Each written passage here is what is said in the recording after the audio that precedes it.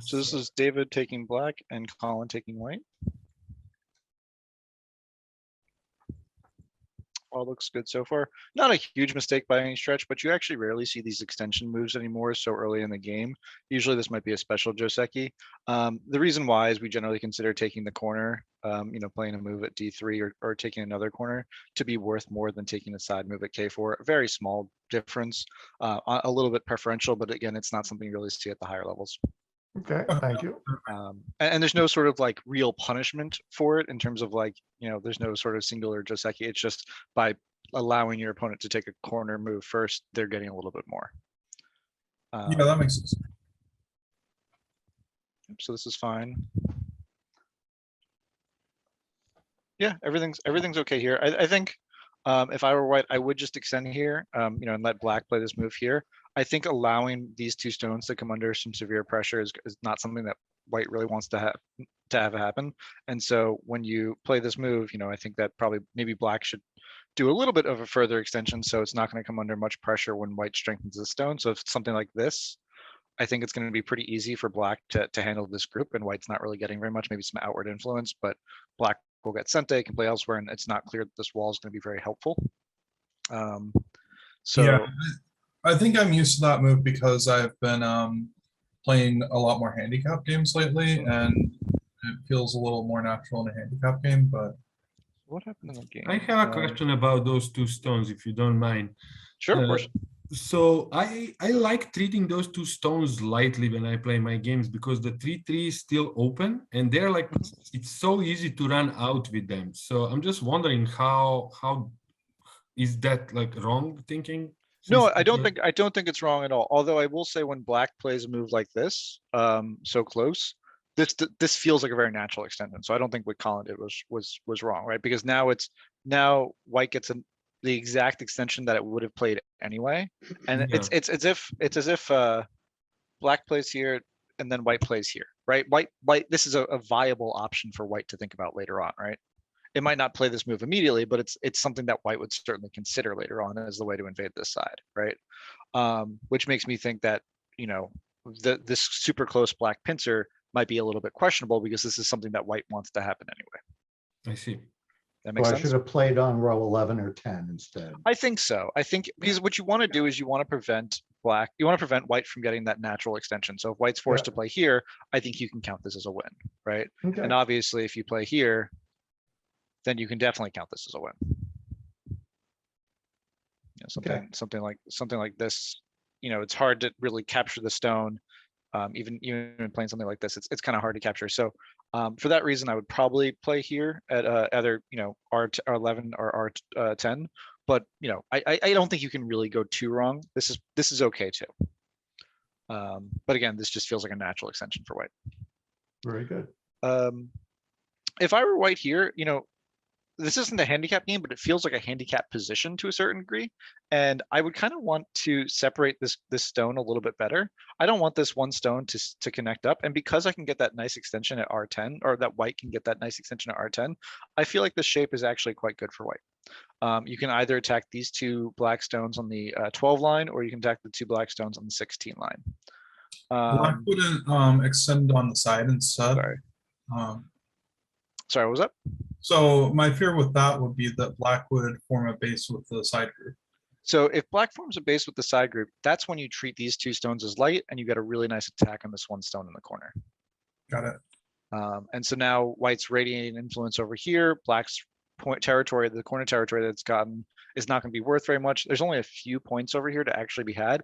And these two stones, as David said before, still have a lot of life with them. You can definitely treat, or I forget if it was David or Milan said before, they still have a lot of life to them. You can invade the corner, you can run out with them. So I would say this is definitely a loss for black. The attack on these two stones just isn't severe enough. What's a good follow-up for black if it's surrounded in the corner on the 4-4? Oh, in the position I just showed? Yeah. Is 3-3 a good follow-up on that? 3-3 is slow. I think what you would typically see is something like this. Okay. Black would just take the corner and then white would get sent to play elsewhere. Gotcha, thanks. But again, it's not as much territory as we would have hoped. when black already had mapped out the corner to begin with, right? It's hard for me to remember as a black on that corner, but it was explained to me before that even if 3 white stones around it on the outside, it's not dead yet. Mhm. And it's just, yeah, whether I respond to attacks on the corner or if there's a better move elsewhere is something I'm not really able to evaluate yet. Yeah, I mean, here, I think you definitely have to respond in some way, Yeah. because there's no sort of singular move that'll kill these 2 stones over here. There's still plenty of Aji that exists in the corner. White can still, of course, run out with a move like this, Yeah. and potentially even attack these. Because of that, I think that black really should protect Yeah. here in some way, because there's just no single good move elsewhere that would be worth more than white playing at R17, right? That's kind of the idea behind it.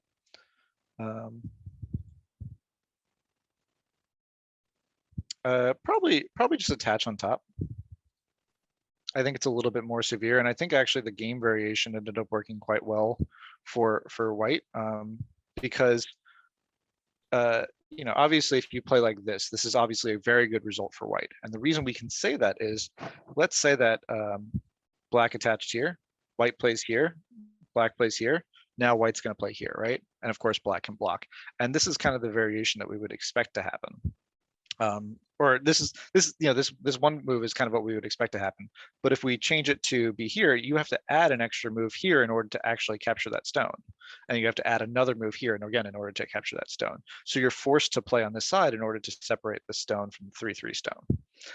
And so now you have this extra stone at Q12 or Q13 instead of the stone at Q17, which is where you really want it. So again, if we change the order a little bit, we can see that it's basically like exchanging this for this right now, as opposed to this.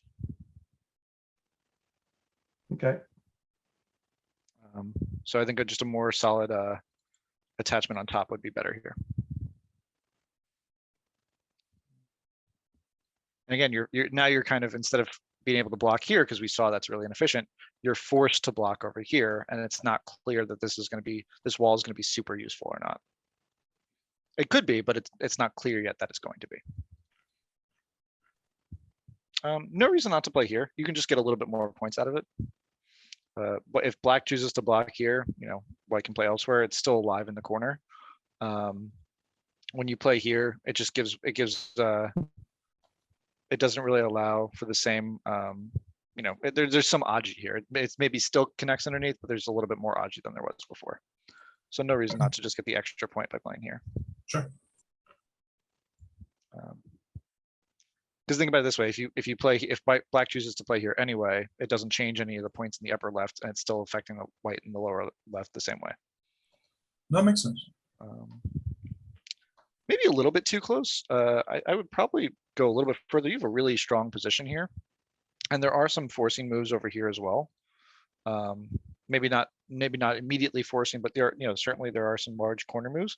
And so for that reason, I think just playing this, if this is all that happens, this is not enough territory for black with this gigantic wall here, right? That's not using your thickness properly. You don't use thickness to get territory, you use it to attack. And by attacking, you get territory. And so here, it's all but too easy for white to really just reduce the amount of territory that black's gonna get here. So for that reason, I would much rather see something a little bit more ambitious, maybe even this, or at the very least something like this. Actually making use of this wall so that if your opponent does choose to give up the stone, you're actually capturing a good amount of territory. This is obviously not a small move, but it's maybe a little small for right now. It's also Aji Keshi, right? So after this, now there's no real weakness. Now black's not going to bother and come and play here, right? There's no weakness on this group. So now black can counterattack. Yeah. So it's a bit of Aji Keshi, and it's also something that black could choose to ignore, right? Like if black just did this is not that big a deal for black.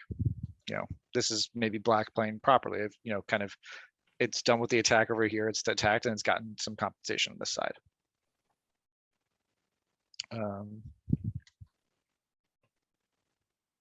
Okay.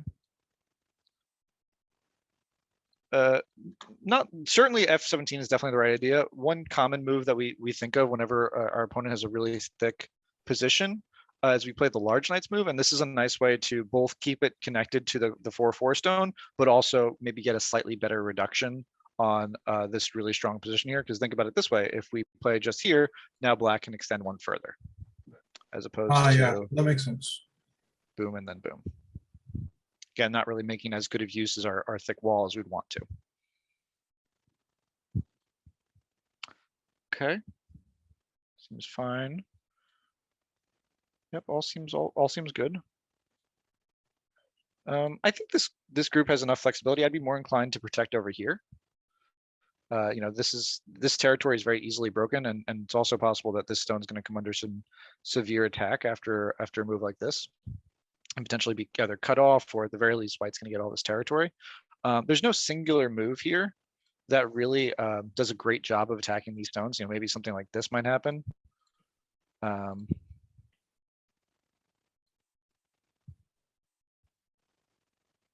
You know, something along these lines, but you know, again, black's perfectly alive here. White's outward influence isn't that helpful, and especially when you already have this stone at f5, it's going to make any sort of thickness here that white gets kind of silly. So because of that, these two stones are actually pretty strong, and so not only is this stone helping the weakness over here, but it's also helping these two stones over here. Not a terrible move by any stretch, but maybe just a little slow right now. Okay. I think if I were white here, I'd probably be inclined to either invade at h3 or potentially do a reduction over here. Again, you know, I think that this is going to be a key point for both sides, because it's both expanding, using black's influence kind of well to actually get some amount of territory over here, and also reducing the thickness of this white group in the corner. So something over here is certainly not a small move. Okay.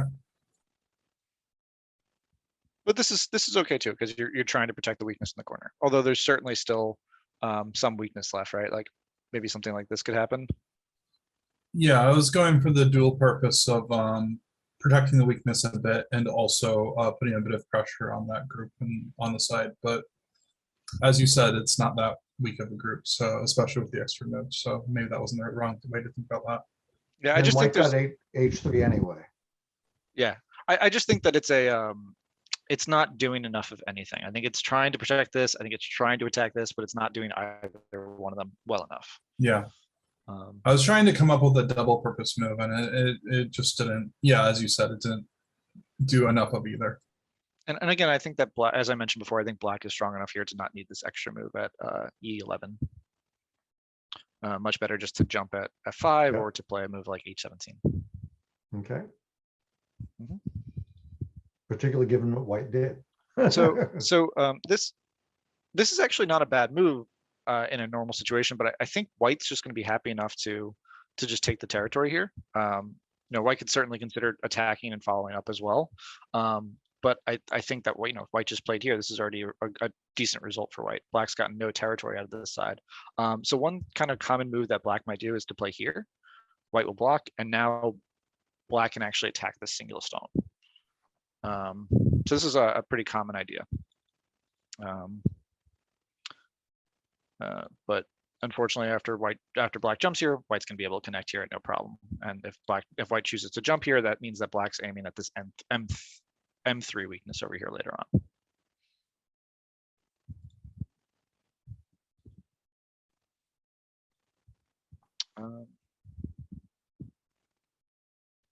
I think probably worth just extending down. If black wants to try to do something like this, I think I was probably trying to be too fancy there. Yeah, I think you can just I think you can be a little bit aggressive here. Maybe not. I'm not sure. It's maybe a little complicated, but unfortunately, if you play like this, it's not quite as good anymore. So Yeah, I guess after black kind gets of that kick, it's not quite as good. These Yeah. two stones look a little silly, or this this stone at h5 looks a little silly. I guess I was still kind of thinking about this group on the left as weaker than it was, because I was thinking that if I, instead of like, if I cut off the like F5 stone, I could get a stronger position there to mount more of an attack on that group. I mean, these 4 stones are super strong. I mean, Yeah. because David spent so many slack moves at like E11 and E8, the idea of attacking them is not even, wouldn't even be something I consider. Yeah, I think my judgment's just off with that group. Just a small reminder about the time. Yeah, Yep. there were 2 points in the game. One that I thought was interesting that I need to learn to read it. Move 82. Sure, we can I skip had ahead. the chance to save the group, and it was like the few moves leading up to it, I had a great Well, David, opportunity.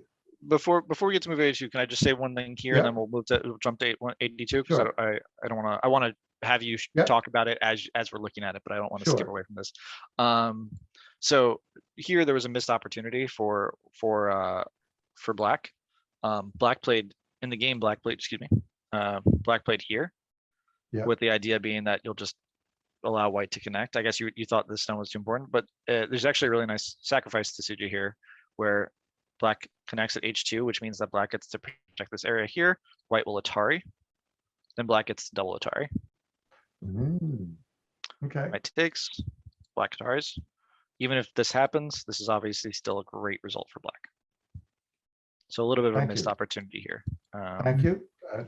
Because after this white group is perfectly alive. Yeah. And so is the corner. And so all Yeah. you've done is separate 2 living groups basically. Yeah. But now to get back to, you said move 82, right? Yeah, the few moves leading up, I basically had a dead corner in the top.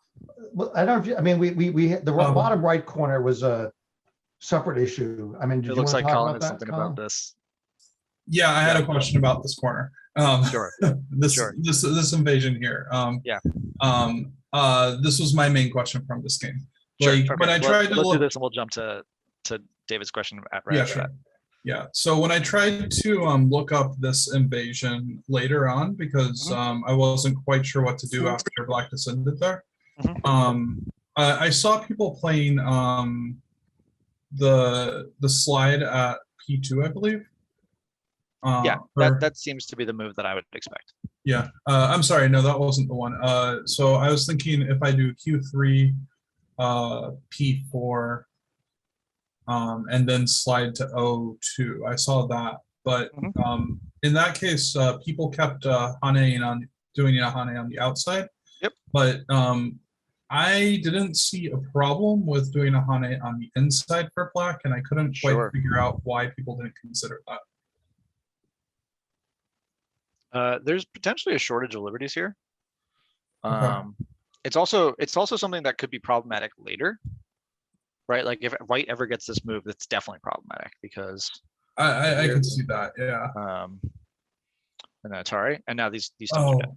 Oh, okay. I wasn't reading. Okay, I think I see where I was making error in reading. So thanks, that helps. So I think there's just a lot more Aji here than you'd want to deal with. Also, and I think you're probably seeing it when these stones aren't here. Sure, yeah. Sorry. With these stones here, I think that it's very risky to do this, but you can certainly consider it too, right? Okay. And in this case, like white could also give up the corner and attack these 3 stones here. Okay. So it's to me, it's not clear that Hane on the inside would be particularly good. Whereas you can still keep your territory here and kind of end up in Sunday. Obviously, this is not a result that I think Black wants to have happen, but that's also by virtue of Black playing at our S5 instead of blocking here. Okay. All right. Okay. If you really want to keep the corner territory, this is what you should be doing. Yeah. I see. Yeah. Okay. So let's go back to, it was 85, you said, right? Or 84? 82. I mean, I just thought it was interesting that other people see what happens is I had a dead shape and then I clamped at B14. Basically I thought I should be able to live in there. But apparently I should have played to make a ko instead. Yeah, I think here you have to play B18 if you want Yeah. any sort of chance Right. at living. So I had to make And the even ko. even this isn't quite Right. quite alive yet because white could choose to play Right. here. So having played wrong, because I had the clamp and the stones on the 11 row, it worked out that I got, like through that. Now, when I played the A14, I was kind of giving up. Yeah. And what I didn't realize until Colin and I talked about afterwards, had I gone 16, Yeah. I could have either connected out Yes. or got my 2 eyes in the corner. Yeah. No, this would have been a good sequence. So It's still I almost saved myself. it's still not a great sequence. I'll say that because you know, white plays here is threatening the connection, so stopping the connection, right? So like, Yeah. black has to come play here. White can always capture these 2 stones later on, and then white can also potentially try to attack this group. Yeah. You know, the life of this group, right? So this is not a good result. Let's start with that. So I live, But- but it's not great. Exactly, and I think that had white just chosen to play here, you Yeah. also would have had nothing. Yeah. Oh, shoot. I Yeah. thought, okay. I Yeah. didn't see that move because I thought David was going to live there. When I saw the when I saw the connection at A16, like a move or 2 back from that, I was like, oh well, I can't quite kill him, but at least I can get a good result on. But no, apparently, if I had connected it, Yeah. The connection And would have just been at much this better, yeah. point, white was ahead significantly. oh man, Yeah, if we stop I- here, I I think think that- 'cause- That this is also a good point to stop this. Yeah. this review Yeah. Because we have 5 minutes over, and Sure. Okay. yeah, I look awesome then instead of losing. yeah, you did well. I mean, if assuming this is dead, then yes, definitely white would be winning by a significant amount.